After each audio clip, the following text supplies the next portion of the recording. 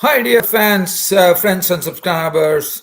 Today was the game in the World Cup between Bangladesh and South Africa, and Bangladesh totally succumbed to the might of the South Africans as the South Africans raced 382 for 5, and Bangladesh won, and they beat Bangladesh by a margin of 149 runs. But one thing that Bangladesh should be happy about is to see the form of Mahmudullah, who's been pretty consistent throughout the tournament. He was once a person who was not even in the Bangladesh team for the World Cup, but he came inside the team, and look at what a big difference he has made. He has been scoring consistently, and now he comes here and he slams his third World Cup 100. And before that, it was fireworks from Quinton de Kock, once again showing how he's going to be missed once he retires from ODI cricket after the World Cup, with 174 by Quinton de Kock. Henrik Klaasen once again continuing his rich vein of form with 90 runs. But as I said, it was South Africa actually outplaying the Bangladeshis in almost all departments of the game. But probably the fielding is something which I would be giving credit to Bangladesh, because I thought the Bangladesh were really fielding very well. They were sprawling on the ball, and I really liked that great attitude from the Bangladeshi. And it was really refreshing to see that the Bangladeshis have really done a lot of hard work on their fielding, and they really did very well. So definitely good credit to them on that. So looking at this game here, South Africa started off. I mean, if you look at the power play overs, I would say I would give it to Bangladesh, because the South Africans lost 2 wickets. The first wicket to go was Reza Hendricks. Again, Temba Bavuma was not there. Reza Hendricks and Shariful Islam actually passed through the gate of Reza Hendricks to clean bowl Reza Hendricks. So Shariful Islam, I thought, bowled superbly. It was a beautiful in-swinger which went through the gate, and that was a good breakthrough provided by Shariful. And after that, it didn't take much for them to take the next wicket of Rassie van der Dussen, who was LBW to the arm ball from Marius and Miraz. Suddenly, this Bangladeshi unit was looking very good, with a score reading 36 for 2 for South Africa. But after that, Quinton de Kock took over, and he was given great company by Aidan Markram. Aidan Markram, as you know, is so fluent in his stroke making, continued in the same manner. But Quinton de Kock he was just playing his strokes with gay abandon, swinging at balls into the fence, and it was going along nicely. Definitely, they had a job to do. They had to chisel together a partnership, because they needed the South African innings to settle down, and that they did it very well. In fact, I would have to say that during this particular phase, the South Africans were a bit guarded. They were not taking much risk, but nevertheless, they were still doing the job. They were really scoring at a decent tick, one could call, and the score went on, and it went only on 167. The score reached 167. So basically, it was a 131 runs partnership between Aidan Markram, who made 60 of 69 with 7 boundaries, and Quinton de Kock. So if you look at it, they were at that time 167 for 3 when Aidan Markram departed. After that, it was another punishing partnership. In fact, if you look at it, they reached the 200 mark, I believe, in the 37th over, if I'm not wrong. But after that, what followed was an absolute blasting of the bowlers. And it was one side, it was Quinton de Kock. One side, it was Henrik Klaasen, and the Bangladeshi bowlers had absolutely no clue, because I understand that these are two good players at the crease. I mean, little could you do on a wicket like a Wankhede Stadium in Mumbai, which is a nice track to bat on.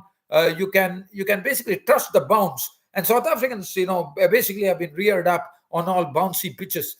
And probably for Bangladeshis, one thought, because of their short stature, not many people are tall, I thought. And so probably the bounce actually did it them in, because if you look at the graph there, the Bangladeshi batsmen all succumbed to all short deliveries. And Henrik Klaasen, well, he was blasting right from the center. And all his strokes, if you see, he goes on to the back foot, gives a bit of room, and just pulls the ball, and he's very good on that particular stroke. And definitely, it was some nice striking by these two bowlers, and every Bangladeshi bowler had to really, really suffer at the hands. And Quinton de Kock went up and up and up, and finally his score was 174. I mean, 10 overs, in the last 10 overs, South Africans blasted 144 runs, which made a big, big difference. And that's the precise reason the South Africans ran up a total of 382 for 5. Klaasen made 90 of 49 deliveries, which included 2 fours and 8 sixes. So just imagine 8 sixes, only 2 boundaries. And then David Miller pasted an unbeaten 34 of 15 with 1 4 and 4 sixes. But Quinton de Kock was absolutely in his element. 174 of 140 deliveries, which included 15 fours and 7 sixes. And it was basically clean hitting and also brutal hitting from the other end from Hendrik Klaasen. And 382 for 5 was definitely going to be a huge challenge for Bangladesh, even though they have a talented batting order, and it proved to be. Bowling, well, it makes very unhappy reading. 9 overs, none for 76 for Mustafizur Rahman. Mehdi Hossain Miraz, 9 overs, 1 for 44. I thought he had a semblance of respectability.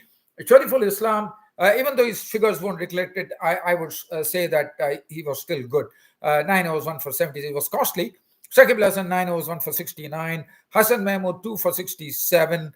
Nasu Mohammed, 5 overs, none for 27. And Mahmudullah, 3 overs, none for 20. Now, Bangladesh, if you look at their chase, there's not much to talk at all. It was a clinical disposition by the South African bowlers, and they have been doing this. They have been working as a team. You look at the bowling figures there. Yes, the score was a high score, no doubt about it. But look at the way the bowling was. Marco Hansen, 8 overs, no maiden, 2 for 39, his figures. Lizard Williams coming in place of the injured Lungi Giri, doing a wonderful job playing his first World Cup game. 8.4 overs, no maiden, 2 for 56. Jalal Quedzi, well, he's a bowler who plays with a lot of passion and really love the look of it. I think about one more South African bowler. His name is Andre Nel, and he had his battles with Srishant of India. I do remember those battles, and I think Quedzi is one such type of bowler. 10 overs, no maiden, 62 runs and 3 wickets. He always comes up, he leaks runs, but picks up the wickets, and that is the good part of Jalal Quedzi. Kagiso Rabada, 10 overs, 1 maiden, 2 for 42, bowled excellently. Keshav Maharaj did a wonderful job, 10 overs, 1 for 32. And if you look at the Bangladeshi card, 233, yes, thanks in the mean to Mahmudullah, who was the lone warrior there, and he did a wonderful job.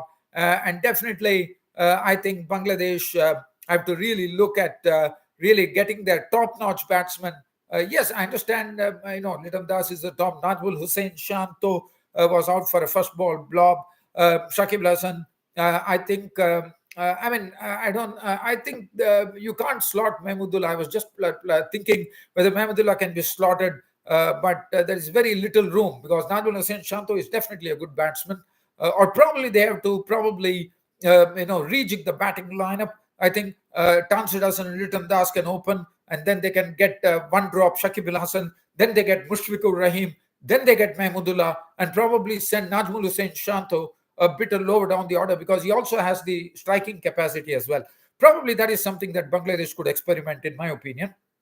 And looking at the Bangladeshi card, well, there's nothing to really talk about. Tansir Hasan 12, Litan Das 22, Najmul Hussain first ball blob, Shakib Al Hasan cheaply dismissed for 1, Mushfiqur Rahim making just a very cheap 8 runs, Mahmudullah 111 with the run-ball stuff, 11 fours. He kept going, and that's the precise reason Bangladesh ended up with 233 with the margin of victory not being very massive, even though it is considered a very big margin, but not by 200 runs. It was 149 runs.